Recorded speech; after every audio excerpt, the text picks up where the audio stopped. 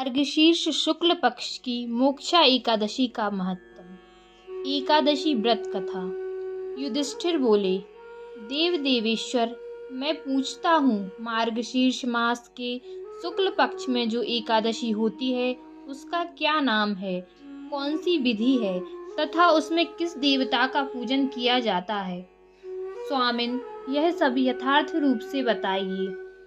श्री कृष्ण ने कहा, नृपश्रेष्ठ, मार्गशीर्ष मास के कृष्ण पक्ष में उत्पन्ना नाम की एकादशी होती है, जिसका वर्णन मैंने तुम्हारे समक्ष कर दिया है। अब शुक्ल पक्ष की एकादशी का वर्णन करूंगा, जिसके श्रवण मात्र से वाजपेय यज्ञ का फल मिलता है।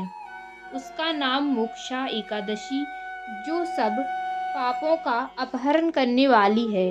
राजन, उस दिन यत्न पूर्वक तुलसी की मंजरी तथा धूप दीप आदि से भगवान दामोदर का पूजन करना चाहिए।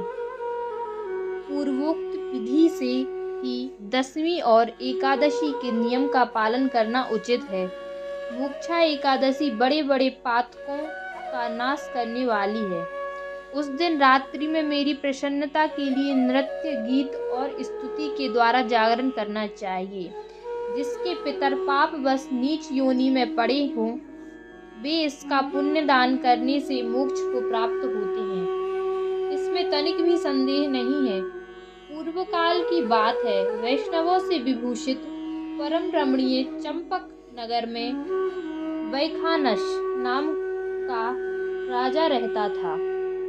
वे अपनी प्रजा का पुत्र की भांति पालन करते थे। इस प्रकार राज्य करते हुए राजा ने एक दिन रात को स्वप्न में अपने पितरों को नीच योनि में पड़ा हुआ देखा। उन सबको इस अवस्था में देखकर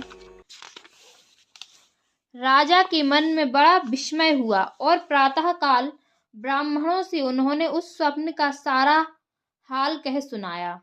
राजा बोले, ब्राह्मणों, मैंने अपने पितरों को नरक में गिरा देखा है। वे बारंबार रोते हुए मुझसे यूं कह रहे थे कि तुम हमारे तनुज हो, इसलिए इस नरक समुद्र से हम लोगों का उद्धार करो। द्विजवरों, इस रूप में मुझे पितरों के दर्शन हुए हैं। इससे मुझे चैन नहीं मिलता। क्या करूं, कहाँ जाऊं? मेरा हृदय रुंधा जा रहा है। द्विजोत्तमों, वह व्रत, वह तप और वह योग जिससे मेरे पूर्वज तत्काल नरक से छुटकारा पा जाएं, बताने की कृपा करें। मुझ बलवान एवं साहसी पुत्र के जीते जी मेरे माता पिता घोर नरक में पड़े हुए हैं, अतः ऐसे पुत्र से क्या लाभ है? ब्राह्मण बोले, राजन, यहाँ से निकट ही पर्वत मुनि का महान आश्रम है। वे भूत और भविष्य के भी ज्ञाता हैं। नृपश्रेष्ठ, आप उन्हीं के पास चले जाइए। ब्राह्मणों की बात सुनकर महाराज वैखानस शीघ्र ही पर्वत मुनि के आश्रम पर गए और वहां उन मुनि श्रेष्ठ को देखकर उन्होंने दंडवत प्रणाम करके मुनि के चरणों को स्पर्श किया। मुनि ने भी राजा से राज्य के सातों अंगों की कुशल पूछी। राजा बोले, स्वामिन, आपकी कृपा से मेरे राज्य के सातों अंग सकुशल हैं, किंतु मैंने स्वप्न में देखा है कि मेरे पितर नरक में पड़े हैं। अतः बताइए, किस पुण्य के प्रभाव से उनका वहां से छुटकारा होगा? राजा की यह बात सुनकर मुनि श्रेष्ठ पर्वत एक मुहूर्त तक ध्यानस्थ रहे। इसके बाद वे राजा से बोले, महाराज, मार्गशीर्ष मास के शुक्ल पक्ष में जो मोक्षा नाम की एकादशी होती है, तुम सब लोग उसका व्रत करो और उसका पुण्य पितरों को दें। उस पुण्य के प्रभाव से उनका नरक से उद्धार हो जाएगा। भगवान श्री कृष्ण कहते हैं, युधिष्ठिर, मुनि की यह बात सुनकर राजा पुनः अपने घर लौट आए।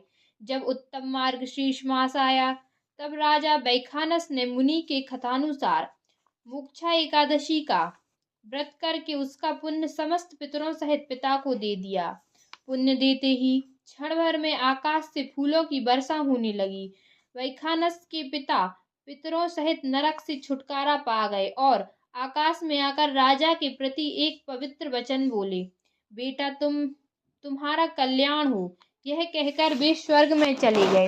राजन, जो इस प्रकार कल्याणमयी मोक्षा एकादशी का व्रत करता है उसके पाप नष्ट हो जाते हैं और मरने के बाद वह मोक्ष प्राप्त कर लेता है। यह मोक्ष देने वाली मोक्षा एकादशी मनुष्यों के लिए चिंतामणि के समान समस्त कामनाओं को पूर्ण करने वाली है। इस महात्म्य के पढ़ने और सुनने से वाजपेयी यज्ञ का फल मिलता है। हरे कृष्णा।